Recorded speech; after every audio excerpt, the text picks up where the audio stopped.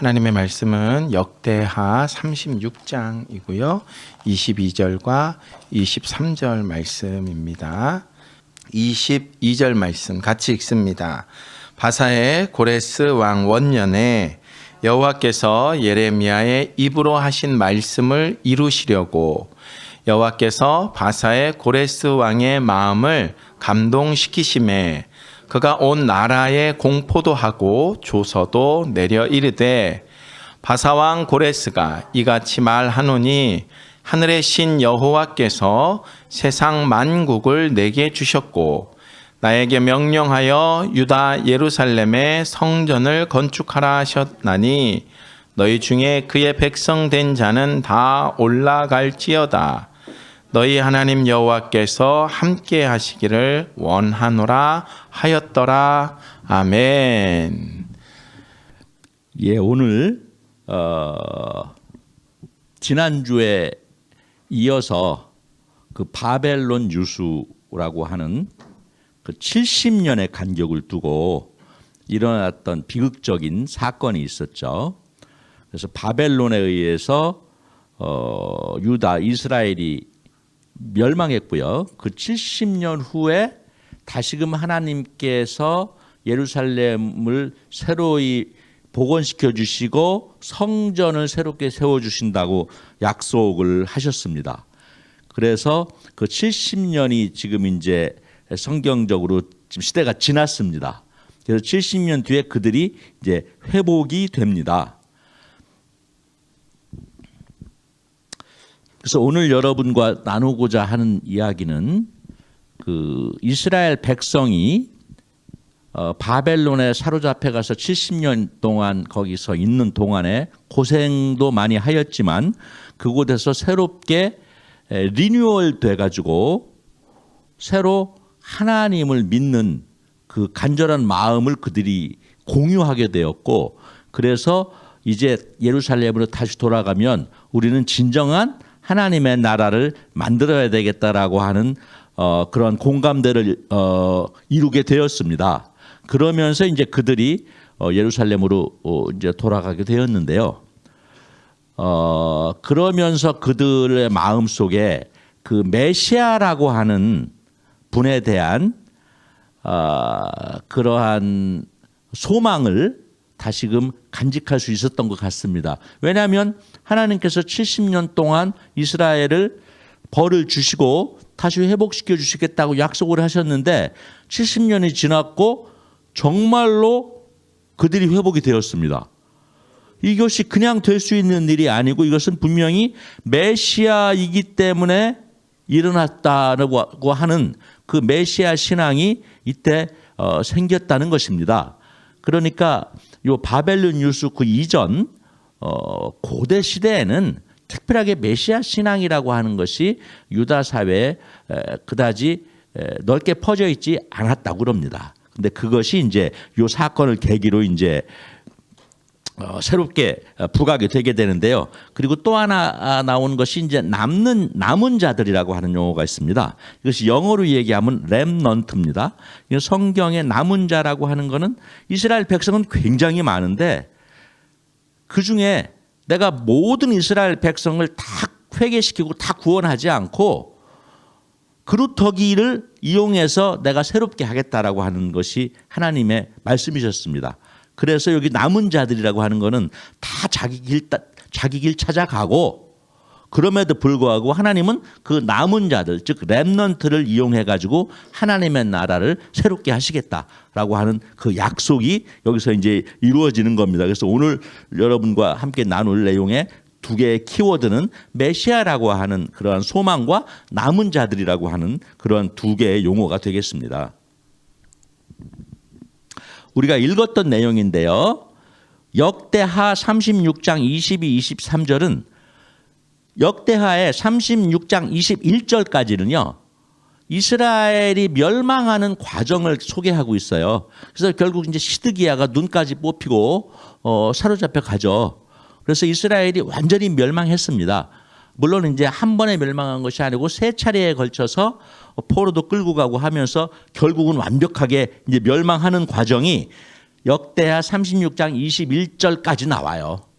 그리고서 이제 한 절 바로 뒤에 뜬금없이 70년의 세월이 흘러갔습니다. 흘러가고 요 내용이 딱 나오면서 이스라엘 역사를 이야기하는 역대상, 역대하가 끝나게 됩니다. 그 이스라엘 역사를 마무리하면서 마지막에 뜬금없이 70년 뒤에 요 이야기를 딱 적으면서 역대기가 마무리되게 됩니다. 여기서 보면 바사 왕 고레스는 말씀드렸지만 페르시아의 왕의 고레스 혹은 우리가 키루스라고 하는 대왕인데요. 그 바사라는 나라의 고레스 왕을 하나님께서 사용하셨다는 거예요. 그래서 그 고레스 왕을 통해서 내가 이스라엘을 구원하겠다 하셨고 실제로 구원을 하신 겁니다. 그래서 고레스는 이방인으로서 하나님의 종으로 쓰임을 받았고 이스라엘을 해방을 시킨 온전한 구원자니 이스라엘 백성이 어땠을까요? 이스라엘 백성의 입장에서 이 고레스라고 하는 사람은 이분이 하나님이 말씀하셨던 메시아가 아닐까라고 하는 생각을 하지 않을 수가 없었을 것 같습니다. 그래서 하나님은 자신이 택한 종 고레스를 통하여 바벨론을 멸망시키고 이스라엘을 해방하셨다. 이사야, 예레미야, 다니엘서의 예언은 성취되었다. 남은 것은 여호와 하나님의 계획하심을 따라 예루살렘을 온전히 회복하는 일이었다. 요 그림 이제 몇 번 봐서 여러분 잘 아실 것 같아요. 여기가 이제 그리스, 여기가 이제 유럽이 여기서 시작하고요. 여기가 이제 아프리카가 시작을 하고 여기가 이제 애굽이고요. 여기가 페르시아라고 하는 그러니까 바사라고 하는 곳은 오늘날의 이란입니다. 이란. 참고로 바벨론이라고 하는 나라 있잖아요. 바벨론이라고 하는 나라는 오늘날의 이라크입니다. 이라크. 그러니까 이라크, 이란. 그러니까 이라크 오늘날의 이라크의 후손인 이라크에서 선조가 이제 여기 바벨론이고요. 오늘날의 이란의 선조가 바사입니다. 그래서 바사라고 하는 나라는 역사적으로 어마어마하게 큰 나라입니다. 역사적으로 큰 나라가 한 서너 번이 생깁니다. 그 중에 그 최초로 역사적으로 가장 세계를 크게 지배했던 나라가 바사입니다. 그 다음에가 이제 알렉산더가 되고 그 다음에 로마가 되고 그 다음에 몽고가 되고 이런 식이 됩니다. 그래서 이런 거는 이제 안 보여드려야 되는데 뭐 이게 너무 말도 많고 그렇잖아요. 그래서 이제 바사 제국의 왕이 여기 이제 좀 진하게 나와 있는 사람이 11명 정도가 나와 있어요. 그래서 이 바사라고 하는 제국도 천년 만년 진행했던 나라가 아니고요. 한 200년, 220년, 200여 년 동안 존재했던 나라입니다. 그러니까 참 세계 역사라고 하는 건 그렇죠. 영원한 건 없죠. 이 땅에는. 여기 이제 제가 요걸 보여드리는 이유가 이제 3명이 나오게 돼요. 3명이 나오게 되는데 오늘 이제 소개할 사람이 이제 고레스 즉 키루스 대왕이고요. 이제 우리가 다음에 제가 소개할 그 내용이 에스더입니다. 에스더 여왕이죠. 그 에스더가 아하수에로라고 하는 왕의 부인이 되는 겁니다. 그리고 그 아들이 아닥사스다라고 하는 아들이 있는데요. 이 아닥사스다는 바로 에스더가 나온 그 이후에 에스라와 느헤미야가 2차, 3차 귀환을 하게 됩니다. 그래서 고레스 때 오늘 소개할 이제 이스라엘 백성이 귀환을 하는데요. 그 귀환한 후에 그 다음에 100년 이상 지나서 2차, 3차 귀환이 이때 이루어집니다. 그래서 이 3명을 우리가 페르시아 역사에서 성경에 소개되고 있는 내용이 되겠습니다. 바벨론이 무너지고 이제 바사가 정권을 잡게 되었는데, 그러니까 바사가 바벨론의 옛 영토를 다 흡수하고 이제 이스라엘까지 이제 흡수하게 되었는데요. 그것이 이제 537년에 기원전 이루어졌던 일인데요. 성경에 예레미야서에 바벨론이 갑자기 넘어져 파멸되니 이로 말미암아 울라 이렇게 되어 있습니다. 그러니까 예언입니다. 예언. 예레미야는 이때 사람이 아니에요. 이보다 70년 전 사람입니다. 그러니까 이때는 살아있을 리가 없죠. 바벨론이 망했을 때 살아있을 리가 없었던 선지자입니다. 어쨌든 바벨론이 갑자기 넘어질 거라 얘기했고요. 이제 다니엘이라고 하는 다니엘이 드디어 등장을 하는데요. 제가 다니엘을 이렇게 보면서 거기 그렇게 눈물 나는 장면은 없습니다.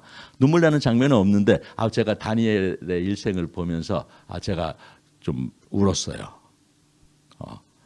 일생이 너무너무 감동적이더라고요. 그래서 제가 이제 다음번에 다니엘을 소개하게 될 텐데 그 다니엘서에 멸망하는 날이 나옵니다. 바벨론이 멸망하는 날입니다.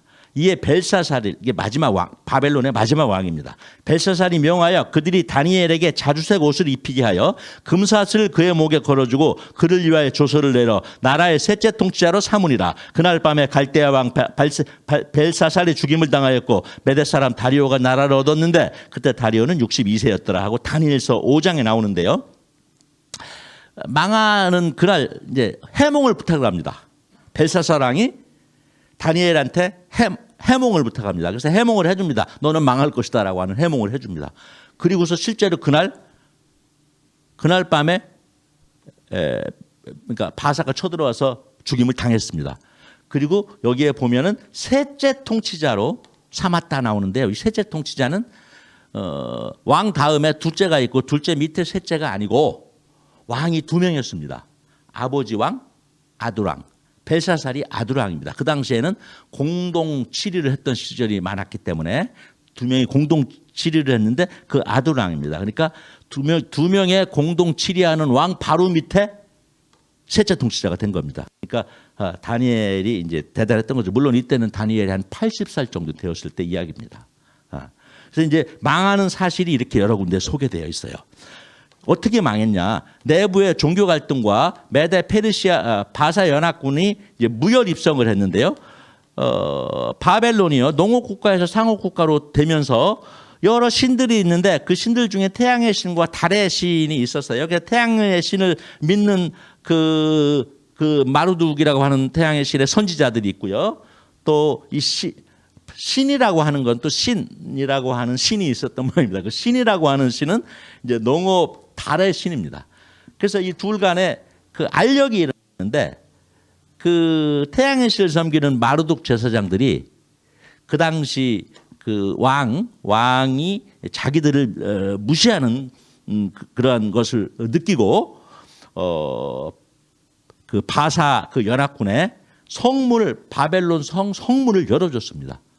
그래서 그냥 큰 그 이슈타르 문이라고 하는 큰 성문을 통해서 대군이 들어와 가지고 그냥 무혈 입성해서 왕을 죽였던 것입니다. 여기는 다리오라고 나오는데 다리오는 특별하게 성경적으로 중요한 인물은 아니고요.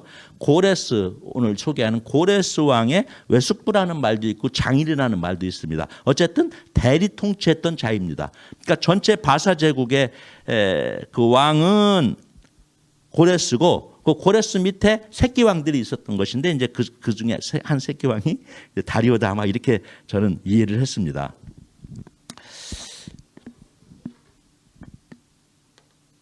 고레스 왕은 키루스 2세라고 하고 또 키루스 제왕이라고도 하는데요. 그 태어난 연도는 잘 모르는 것 같습니다.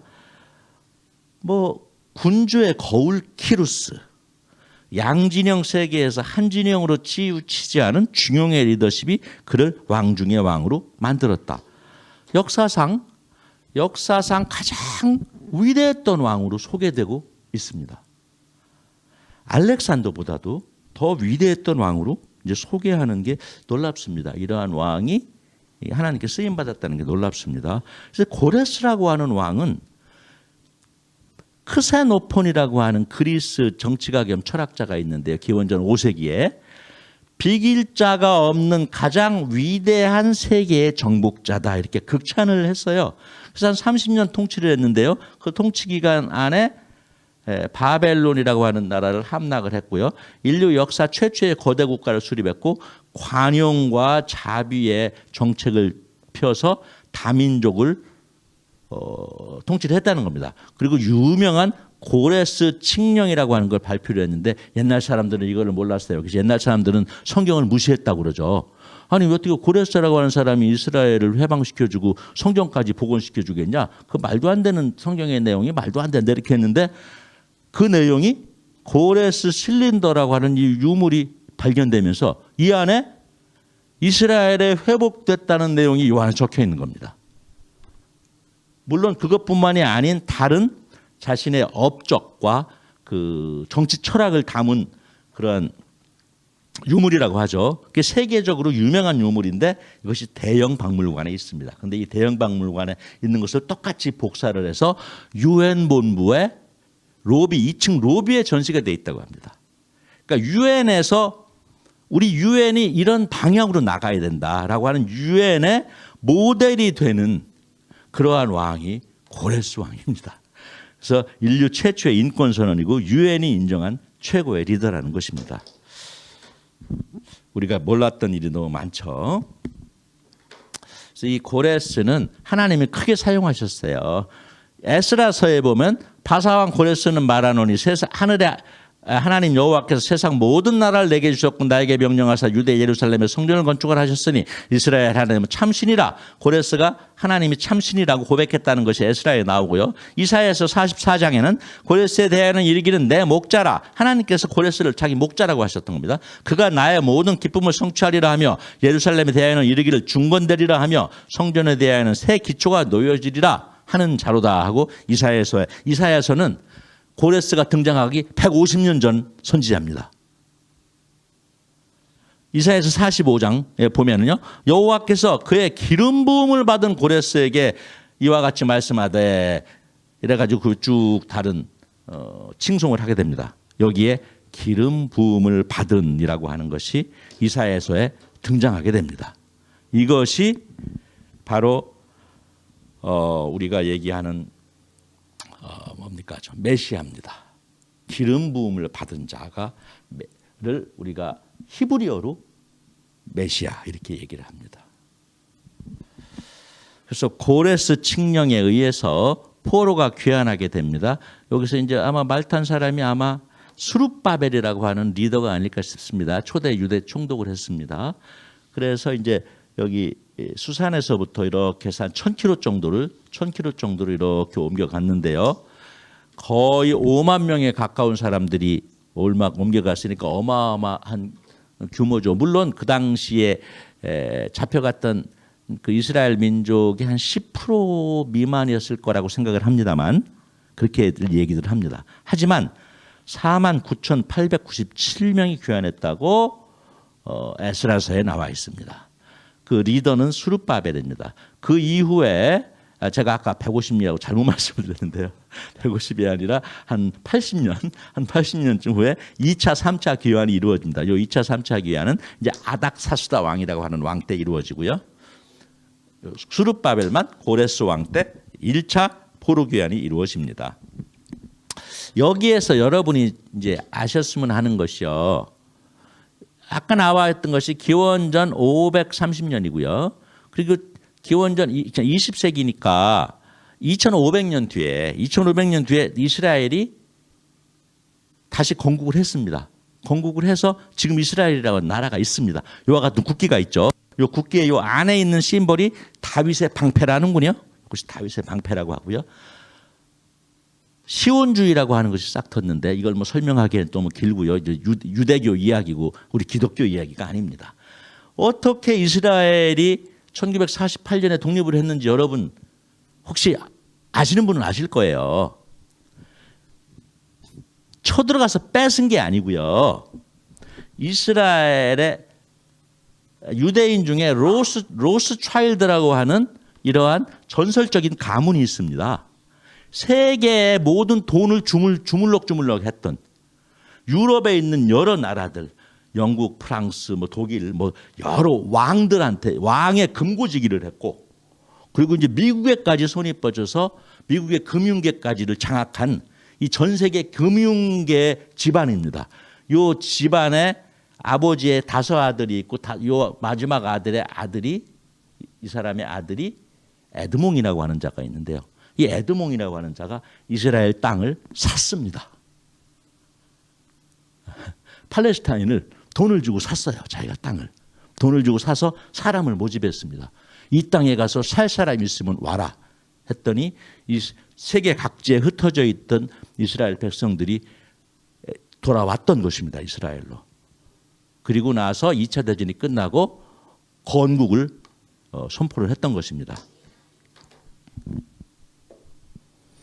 이때까지 그러니까 2500년입니다. 그 시온주의라고도 하고요. 또 메시아 사상이라고 하는 것이 이때까지 이제 이어졌던 것인데요. 자, 그러면요. 우리가 돌아간 자들은 스룹바벨을 리더로 해서 49,000명이 돌아갔다고 했어요. 그 돌아간 자들이 49,000이니까 많은 것 같지만 많지 소수입니다. 소수 전체 이스라엘 대부분은 안 돌아갔고요. 돌아간 자들이 소수인데 그 소수를 우리가 렘넌트 이렇게 얘기합니다. 렘넌트. 로마서의 9장에 보면요. 또 이사야가 이스라엘에 관하여 외치되 이스라엘 자손들의 수가 비록 바다의 모래 같을지라도 남은 자만 구원을 받으리니 이렇게 이야기를 했습니다. 아마 전체의 10% 미만이 옮겨갔을 거라고 생각을 했고요. 하고들 있고요. 그리고 지난주에도 얘기했던 겁니다만 70년 뒤에 바벨론에서 자신들이 이루어온 삶의 터전을 버리기도 어려웠을 것이고요. 자신들의 고향 땅은 이미 다른 자들의 차지가 되어서 돌아가도 있을 곳이 없었을 거고요. 생계는 물론 일자리나 아이들의 교육 기회도 막막했을 거고요. 그리고 고향을 기억할 만한 사람들은 이미 세상을 다 떠나서 지금 우리가 6.25 전쟁이 지금 약 70년 지났습니다. 지금 6.25 전쟁을 기억하는 분들이 몇 분일지 모르겠어요. 그 정도로 오래된 시간이 경과된 겁니다. 그러니 귀환한다는 것이 굉장히 현실적으로 어려웠을 겁니다. 가족을 이끌고. 그럼에도 불구하고 귀환한 자들을 남은 자들이라고 합니다. 그래서 남은 자 사상에 투철한 자들이 귀환을 하였고요. 그랬으니 그들은 하나님을 위해서 자신의 모든 것을 다 바치겠다는 각오가 있었던 사람들이었겠죠. 그래서 그들의 각오는 남달랐을 것이다. 그렇게 남은 자들에게 과연 고레스라고 하는 사람은 그들에게 어떠한 존재로 그 마음에 간직했을 것이며 자신들의 리더로 자신들을 끌고 1000km를 돌아가서 이스라엘 유다를 다시 세우고 예루살렘 성을 다시 복구한 수룹바벨이라고 하는 리더에 대한 그들의 존경심은 어땠을까 하는 것을 한번 생각을 해봤으면 하는 겁니다. 메시아라고 하는 것이 제가 이건 조심스럽습니다. 제가 아는 굉장히 일천한 지식입니다. 이 사상이 고대부터 계속 있어온 사상이 아니라는 학설이 많은 것 같습니다. 제가 이곳저곳 서류를 찾아봤는데요. 결국 바벨론 유수 때 싹트기 시작해서 바벨론 유수 이후로 예수님이 오시던 그 시절 한 500년, 600년 동안에 있었던 사상이 메시아 사상이었던 것 같습니다. 그래서 메시아라고 하는 것은 기름 부음을 받은 자라고 하는 거에 히브리어랍니다. 이것을 신약 성경은 우리가 헬라어 즉 그리스어로 쓰여졌죠. 그리스어로는 이것이 그리스도입니다. 크라이스트입니다. 크라이스트. 그러니까 크라이스트하고 메시아라고 하는 거는 이것은 이제 히브리어를 그리스어로 히랍으로 번역을 한 것입니다. 그러니까 예수 그리스도도 당연히 히브리 사람 입장에서는 메시아인 것입니다. 그래서 메시아라고 하는 건 다스리는 자, 그래서 왕이나 제사장이나 선지자들이 기름 부음을 받았다고 합니다. 예전에 그 사무엘서라든가 이런 데 기름 부음 받은 사무엘서 열왕기서 같은데 왕이나 선지자들이 기름 부음을 받았다고 하는 것들이 기록들이 나옵니다. 한 달 전인가요? 그 찰스 황태자가 이제 국왕이 됐지 않습니까? 그 찰스 3세라고 하더라고요. 찰스 3세 그 국왕 즉위식을 제가 재미도 없는 거를 3시간을 봤어요. 볼만 하더라고요, 희한하게.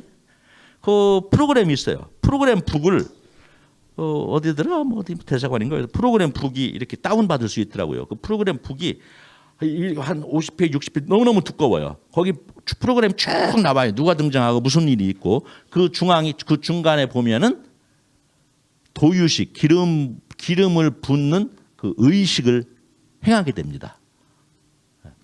그런데 물론 이제 일반인들한테는 공개하지 않고 행했습니다. 그 안에 이제 병풍 같은 걸 치고 했습니다. 그러니까 영국 성경에서는 찰스 국왕도 그런 의미에서는 메시아인 거죠. 그런 겁니다. 그런데 지금 유대교의 이 메시아 사상이라고 하는 거는요, 기본적으로 선민 사상이라고 하는 것이 있고요, 계약 사상이라는 것이 있다는 것이죠. 선민 사상이라고 하는 것은 자신들이 선택받은 민족이라는 거죠. 그래서 자기 민족이 구원을 받을 거다. 자기 민족이 구원을 받는 거다. 그래서 성경, 구약 성경은 유대인, 이스라엘, 자기 민족과 여호와 하나님과의 계약, 약속이다. 그러한 생각이 있는 것이에요. 그래서 유대교는 보편 종교가 아닌 민족 종교입니다. 이스라엘 민족 종교고요. 그리고 이제 계약 사상이라고 하는 거는 계약을 맺는다는 거는 상대방이 있는 거지 않습니까? 상대방이. 그러니까 하나님과 이스라엘 민족과 계약을 했다는 것입니다. 하나님께서 너희들이 이렇게 해라 그럼 복 주겠다. 이렇게 해라. 그렇게 하지 않으면 벌 주겠다. 라고 하는 말씀을 하셨고 자기들은 그것을 계약을 지키겠다는 겁니다. 그래서 쌍방간의 계약을 지키면 자신들은 복을 받고 구원을 받는다는 것이죠. 그래서 여호와와 유대 민족 간의 약속이 성경인데 이것은 결국 계약이기 때문에 정확하게 율법이 되는 겁니다. 그러니까 율법대로 따라하면 자신들은 구원을 받는다는 것입니다. 예수 그리스도 말씀하고는 너무너무 틀립니다, 지금. 그래서 이들에게 이제 모세오경이라고 하는 것도 계약인데요. 모세오경 그리고 십계명을 지켜야 되는 이유가 계약이니까 계약은 해야 되는 의무가 있고 권리가 있는 겁니다. 그래서 당장 십계명만 해도 신에 대한 의무가 4개가 있고 이웃에 대한 의무가 6개 있는 겁니다. 이걸 반드시 지켜야만 되는 겁니다. 유대인들 입장에서. 결국 유대교라는 것은 이런 관점으로 봤을 때는 집단적 역사인식을 한 사람들이고요.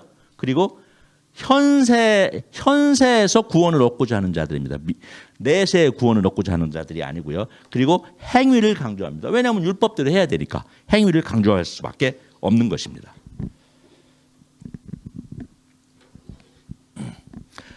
엑스타인이라고 하는 유명한 랍비가 있다는군요. 이 랍비가 한 얘기를 한번 쭉 읽어봐. 제가 한번 좀 카피해 왔습니다. 우리 기독교인들은 메시아가 이미 왔다고 믿고 유대인들은 그렇지 않다고 생각한다. 유대교는 메시아가 이스라엘을 온전히 회복하지 않는 한 개인의 구원과 거룩함은 당연히 완성되지 않는다고 본다. 반면 크리스천은 메시아가 이미 오셨고 예수님을 개인의 구주로 받아들이면 개인의 영적인 완성과 언약의 성취를 이룬다고 본다. 유대 사명은 메시아가 가져오는 개인과 세상 이 둘 모두의 완성과 언약의 성취에 있다. 계속되는 악의 존재와 세상의 고통 그리고 계속되는 유대인 생존의 미스터리는 유대 사명이 아직 완성되지 않았다는 것을 확실히 증명한다. 세상은 아직 구원되지 않았다. 이것이 랍비의 생각인 거예요. 근데 이거를 옮긴 자가 레베카 브레머라고 하는 분인데요. 이분이 제가 보니까 아주 훌륭한 일을 하더라고요. 브리지스 포 피스라고 해가지고 유대교와 기독교가 하나가 되는 운동을 하는 분입니다. 그래서 이 레베카 브리머라고 하는 분은 이 랍비의 이 얘기를 신봉하지 않아요. 기독교인입니다. 기독교인인데 유대인들은 이렇게 생각하고 있으니 너희들이 알고 접근해라는 것이에요. 아, 유대인들은 이렇게 생각하는구나. 근데 우리도 마찬가지입니다. 우리가 이걸 배워가지고 뭐 기독교, 유대교 헷갈리는데 이렇게 생각할 것이 아니라 유대교는 우리 입장으로 봐서는 종교가 아닙니다. 마치 유교와 같은 겁니다. 유교. 종교가 아니에요. 그냥 지침이에요. 지침. 근데 우리가 이걸 공부해야 되는 이유는 예수 그리스도를 우리가 좀 더 잘 이해해야 되고 그리고 유대교를 좀 더 이해함으로써 우리 기독교가 얼마나 위대한 종교인지를 우리가 알기 위해서 저분들은 저렇게 생각하는구나 라고 하는 것을 알았으면 하는 것이 오늘 내가 여러분한테 소개하는 이유입니다. 그래서 유대인들은 현세에서의 이상적인 통치자, 즉 구원자를 원했어요. 또 이런 유대교의 웹사이트가 있는데요. 그 웹사이트에 보면요. 매 세대마다 메시아의 가능성을 가지고 태어난 사람들이 거론되었다. 이들에게 메시아는 한 명이 아니에요. 만약 그가 살아있을 때가 메시아 시대였다면 그 사람은 아마 메시아였을 것이다. 그러나 그가 메시아의 모든 미션이 완성되기 전에 죽었다면 그 사람은 결국은 메시아가 아닌 사람이었다. 이러한 이야기입니다. 돈인이라고 하는 또 유명한 랍비가 있는 모양인데 이 랍비는요. 정의를 했어요. 메시아란 유대 민족을 선조들의 땅인 이스라엘로 데려오고 예루살렘의 영광을 회복시킴으로써 정치적 영적 구원을 가져올 자. 그러니까 이들에게는 영적 구원보다 정치적인 구원에 더 방점이 찍혀 있던 겁니다. 그들에겐 메시아가 매 세대마다 있었다는 거예요. 예수님 세대에도 메시아라고 자칭 메시아라고 했던 자가 한 6명 정도 있었다는 거예요. 근데 유명한 사람만 뽑으면 다윗은 메시아라고는 하지 않았는데 후대 사람들이 워낙 다윗이 이상적인 통치자니까 우리 다윗과 같은 통치자가 또 나오게 된다면 그는 분명히 메시아일 거다. 이렇게 생각해서 이제 다윗이 이제 뭐라고 하죠? 그 벤치마커인 거죠. 그래서 그 밑으로 이제 등장한 자가 몇 명 있는데 첫 번째 고레스입니다. 이방인이지만 이스라엘 구원하지 않았냐? 그게 메시아다라는 거죠. 그냥 기름 부음을 받은 자 메시아다. 그렇게. 그다음에 수룹바벨은요.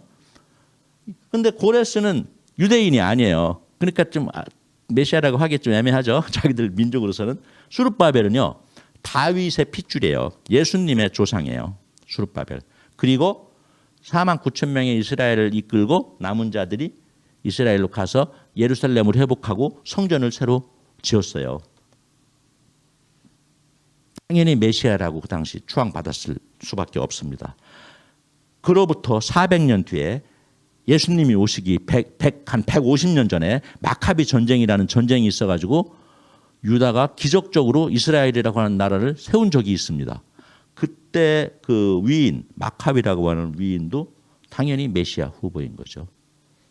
그리고 예수님께서 승천하시고 나서 한 90년 뒤에 3차 유다 전쟁이라고 하는 유다 전쟁이 있었는데 그 전쟁 영웅 바르 코크바라고 하는 자가 랍비들에 의해 가지고 메시아라고 칭송을 받았다는 것입니다. 우리 기준으로 이들이 메시아랑 무슨 관계가 있는지 모르겠습니다. 예수님은 우리가 이제 그리스도니까 메시아입니다. 그런데 유대교에서는 예언자라고 그럽니다. 메시아라고도 하지 않습니다.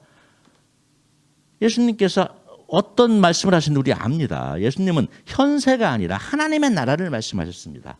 이들은 전부 현세 자신들의 이스라엘이라고 하는 왕국을 이야기했어요. 그런데 예수님은 현세에 존재하는 왕국을 말씀하시지 않았어요. 예수님이 말씀하신 회복해야 될 나라는 하나님의 나라라는 거예요. 우리 눈에 보이지 않는 하나님의 나라. 그리고 우리가 이루어야 될 건 하나님의 나라. 그리고 예수님께서 마지막에 십자가에 달려 돌아가시면서 다 이루었다고 하면서 하나님의 나라를 이루었다고 말씀하시고 승천을 하시게 되는 겁니다. 그래서 예수님은 진정한 메시아라는 것이 마태복음서의 선언입니다. 그래서 마태복음에 이제 메시아의 관점에서 마태복음은 기록이 되어 있는데요. 기독교와 유대교는 얼마나 다른가? 제가 이걸 하면서 느낀 것이 비교할 수 있는 대상이 아닙니다. 유대교는 이것을 설마 유대인들이 보고 저를 어떻게 할지 모르겠습니다. 제 부족한 저의 한 사람의 생각이니까 종교라고 볼 수도 없다고 제가 느꼈습니다. 마태복음은 그 유대인들을 향해서 이분이 진짜 메시아라고 하는 걸 주장하기 위해서 1장부터 28장까지 쓰여져 있어요. 이스라엘 사람들을 설득하기 위해서.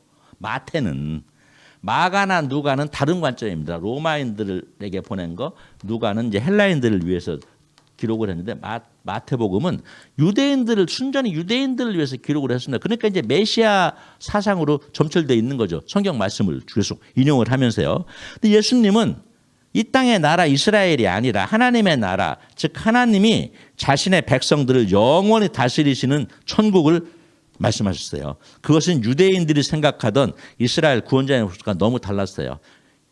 유대인들은 현세에 자신들이 회복되고 부강해지기를 원했던 거예요. 그런데 예수님은 전혀 그거는 하나님의 뜻이 아니라고 말씀하셨던 거예요. 그래서 유대교는 기독교와 딴판인 종교다. 우리가 유대교를 가지고 기독교를 얘기하면 안 된다라고 하는 것을 제가 이번에 다시 저도 공부하면서 느꼈습니다. 하지만 유대교가 어떠한 종교인지 우리가 결국 이스라엘을 지금 땅끝이라고 하지 않습니까? 사람들에 따라서 이스라엘까지 우리가 이제 그 서진함으로써 이스라엘까지 가게 되면 드디어 땅끝까지 우리가 이르러서 완전한 하나님 나라가 이루어진다라고 하는 소망을 가지고 지금 전도를 하고 있는 거잖아요. 그래서 그러기 위해서는 우리가 유대교를 알아야 되지 않겠냐라고 하는 취지로 우리가 유대교를 이해하면 좋지 않을까 생각을 합니다. 그리고 우리가 이것을 안다면 이제 마태복음서에 나오는 그 유대인들과의 각종 싸움이 나옵니다. 우리는 유대인들은 무조건 나쁜 놈들, 때려 죽일 놈들 이렇게 얘기하는데 가만히 곰곰이 이렇게 요 말씀에 비추어서 보니까요.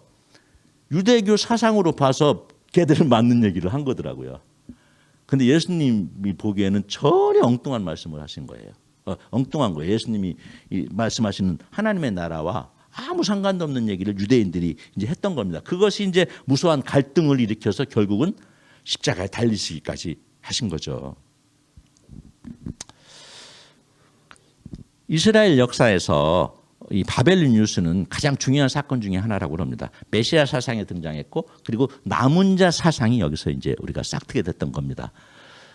이사야 6장에 그중에 10분의 1이 아직 남아있을지라도 이것도 황폐하게 될 것이나 밤나무와 상수리 나무가 배임을 당하여도 그 그루터기는 남아있는 것 같이 거룩한 씨가 이 땅의 그루터기니라 하시더라. 마태복음 22장에는 청함을 받은 자는 많되 택함을 입은 자는 적으니라. 그러니까 결국은 선택된 자, 남은 자, 나를 사용해 주십시오 하는 그 자들을 통해서 이스라엘 역사가 이어져 왔고 오늘날에 우리의 땅끝까지 우리가 복음을 전해야 되는 그 전도자의 사명을 지은 자들도 결국은 우리가 내가 남은 자다라고 하는 생각을 갖고 있는 자들을 통해서 이루어진다라는 것입니다. 그래서 우리가 포로에서 해방되어 유다로 귀환한 그들은 하나님께서 구원할 자로 선택받은 남은 자들로서 이제야말로 진정 하나님의 나라를 건설하겠다고 그들은 다짐했을 거예요. 그로부터 500년 뒤에 예수 그리스도가 등장을 했습니다. 이 남은 자 운동은 유대교가 지금 옳은 종교이냐 아니냐를 떠나서 그들이 가진 남은 자 사상이라고 하는 이 사상은 참으로 거룩한 사상인 것 같습니다. 내가 하나님의 나라를 지켜야 되겠다는 생각이니까. 그래서 이 남은 자 운동은 이 시대 우리들도 하나님 구속사 완성을 위해 마땅히 본받아야 할 숭고한 정신이 아니겠는가 하는 것입니다. 그 렘넌트 무슨 그 운동을 하는 분들이 계시더라고요. 그래서 거기서 이제 젊은 청년들이 렘넌트라고 하는 찬양을 하는 거를 제가 이렇게 봤습니다. 너무 길어가지고요. 제가 뒤에 부분만 다시 왜냐하면 똑같은 내용이 반복되고 있습니다.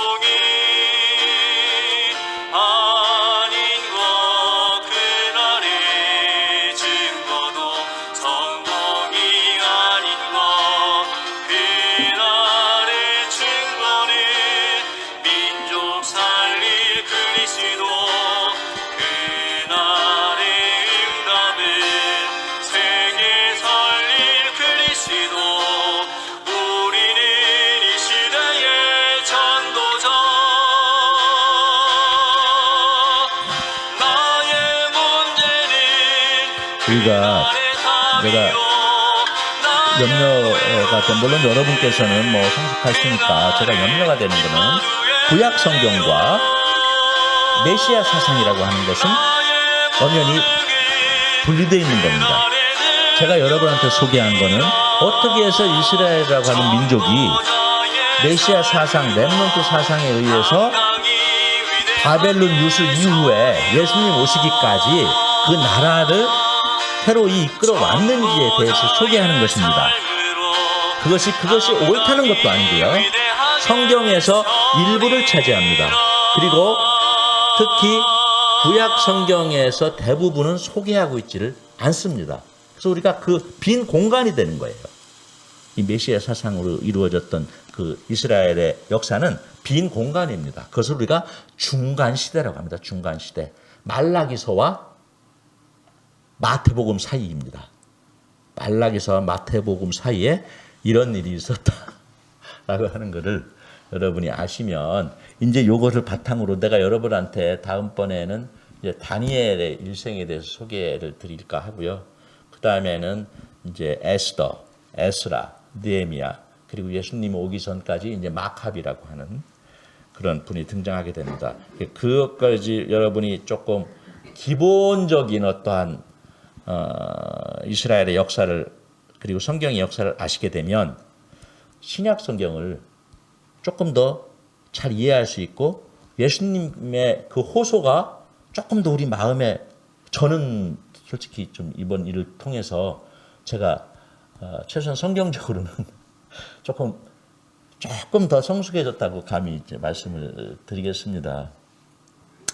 그래서 오늘 내가 여러분한테 소개하고자 하는 것은 그리스도는 메시아다. 하지만 이스라엘 민족이 생각했던 바벨론 유수 이후에 생각했던 그 메시아와 실제 오신 메시아, 즉 우리 예수 그리스도는 다른 분이었다. 그 내용을 제가 소개를 하면서 우리가 믿음을 갖는다는 것은 예수 그리스도를 믿는 것이고 그 예수 그리스도를 믿는 이 하나님의 나라는 렘넌트들에 의해서 계속되어 온다라고 하는 것을 요 귀한 편에서 여러분에게 소개를 했습니다. 오늘은 너무나 제가 꼭 수업한 것 같은 느낌이 들어서 여러분 너무 죄송합니다. 너무 죄송합니다. 자, 그래서 오늘 From Messiah to Christ 뭐 같은 존재이긴 하나 우리에게 주어지는 의미는 너무너무 틀립니다. 메시아와 우리가 생각 그리스도는 너무너무 다른 존재입니다. 이스라엘 사람들은 이걸 같다고 생각을 하지만 우리는 너무너무 다른 존재입니다. 그래서 다시 한번 우리가 예수님께서 우리에게 오셨음을 우리가 감사하고 앞으로 전개될 일들에 대해서도 여러분이 기대를 가지고 위에서 좀 기도를 해주셨으면 좋겠습니다. 오늘 말씀 여기서 마치도록 하고요. 기도하시도록 하겠습니다. 주님 감사합니다. 오늘 너무나 부족한 자가 너무나 부족한 그러한 지식을 가지고 하나님의 말씀을 전한다고 이 자리에 섰습니다. 주님 듣는 자들의 귀를 주님께서 옳게 하시고 정케 하셔서 이 부족한 자의 말이 설사 잘못된 길이었을지라도 그들이 그것을 하나님 아래서 옳게 은혜로 받을 수 있는 그러한 귀한 능력들을 우리 모두에게 허락하여 주옵소서. 앞으로 있을 우리가 구약 산책 모든 내용에 있어서도 주님께서 계속 인도하여 주심으로 말미암아 이 시간이 참으로 진정 귀하고 우리가 다시금 새롭게 되는 다시금 예수 그리스도에 대해서 우리가 깊게 묵상하고 다시금 예수 그리스도를 우리가 높일 수 있는 그러한 우리 성도님들로 주님께서 세워주실 줄 믿습니다. 주님 감사합니다. 마칠 시간까지 주님 홀로 영광 받아 주시옵소서. 예수님 이름으로 기도드렸습니다. 아멘.